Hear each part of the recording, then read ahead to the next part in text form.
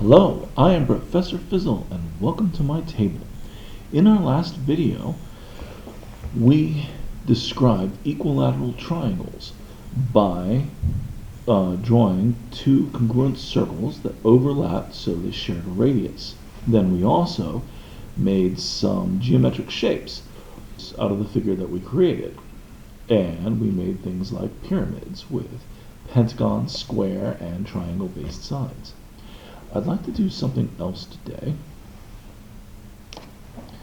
I'd like to explore a little bit more of these overlapping congruent circles. So I'd like you to draw two more for me. This time, when they overlap, they don't have to share a radius.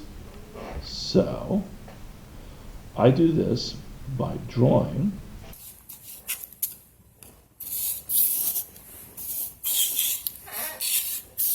one circle, then I put one pen down, I keep one in the hole so I'm keeping track of it, move it over like that, I use the ends so I know,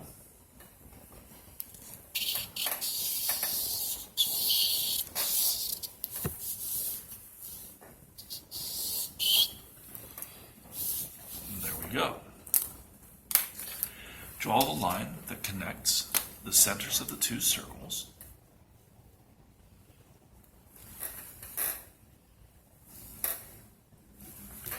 And you notice the line intersects the circles at these 2 points. Go ahead and label all these points.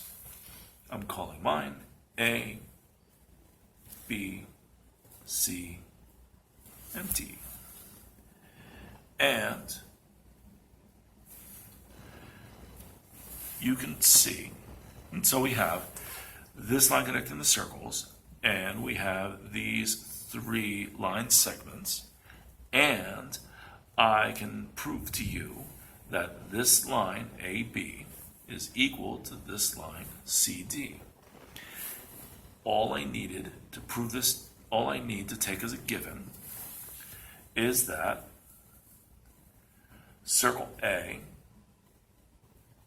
is congruent to circle D.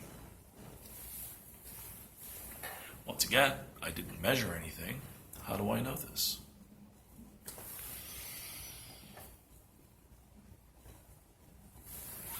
For starters, because these two circles are equal, their radii are equal.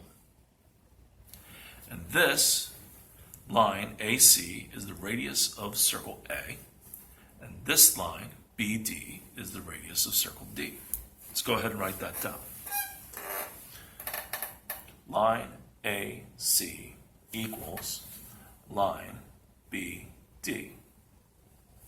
Because they are radii of congruent circles. Now, I've heard a lot of people say that these lines are congruent. It seems to me not false, but they're just lines. How many ways are there for lines to be equal? Congruent means equal in every way, same shape, same size. The only difference is that one's here and one's here, and that's true enough of circles, but I don't know, they're just lines. How many ways can lines be equal? It seems to me one.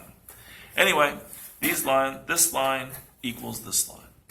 And as I was saying, this line AD is broken up into smaller line segments, and so is this line AC.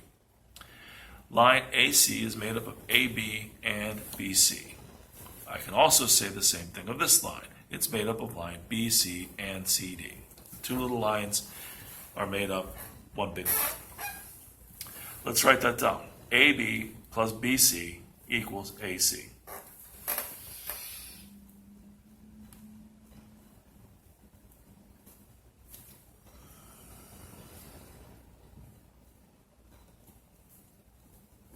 And BC plus CD equals BD.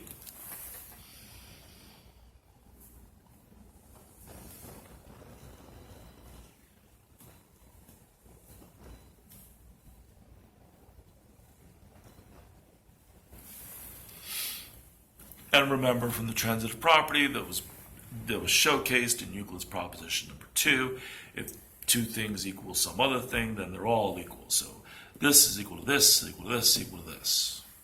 But I digress. These two lines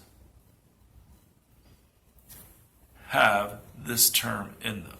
In other words, this is equal to this plus this. This is equal to this plus this. And that means if we take this middle one away from both of them, they still have to be equal. That's called the subtraction axiom. If two things are equal and you take the same thing away from both of them, then they're still equal. So Iran and Iraq were having a war for years. Neither one could get the better of the other. They're equal. Then we take away the oil from both of them. They're still equal. They just don't have any more oil. Perhaps that's an insensitive example. So let's write that. This time we're going to take away BC from both sides. Line AB equals line CD. And that's called the subtraction axiom.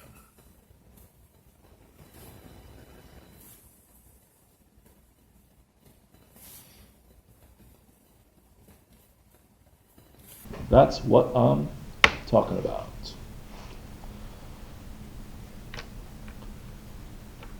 Some things I wanted to call your attention to. There are other possibilities for things we can make using the regular hexagon and those pyramids. For instance, if you take two of those square base pyramids and tape them together at their square bases, you get a new and interesting shape called an octahedron. So called because it has 1, 2, 3, 4, 5, 6, 7, 8 sides. The two square sides disappear to form the larger octahedron. Something else kind of interesting about this pentagon-based pyramid is not only did we make a pentagon-based pyramid with compass and straightedge, but we also made a pentagon. And pentagons are actually kind of hard to describe with a compass and straightedge normally. And so to actually make a pentagon, all we really need to do is put the pyramid down on the page and trace the sides like so.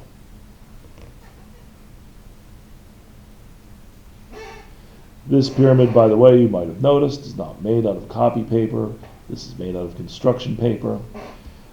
You can do what I'm doing with copy paper, but it won't work as well because copy paper is more flimsy. The construction paper is more rigorous, rigid. I think even better still would be cardstock paper.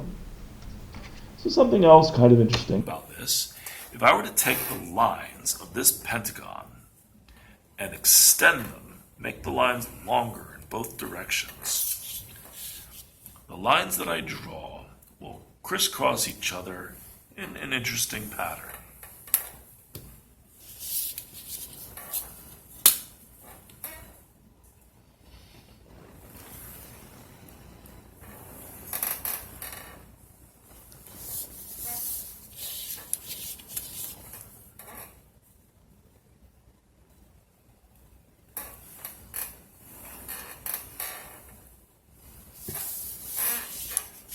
You make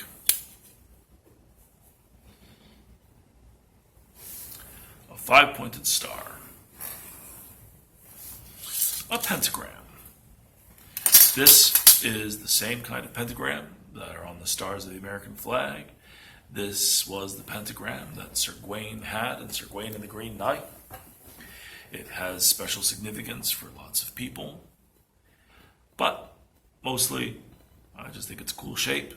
If it has special significance to you, it would probably be good if you could draw it with compass and straightedge precision, like I've shown you how to do here. More on interesting geometric shapes later, but for now, I am Professor Fizzle, and this was one of my fabulous fankles.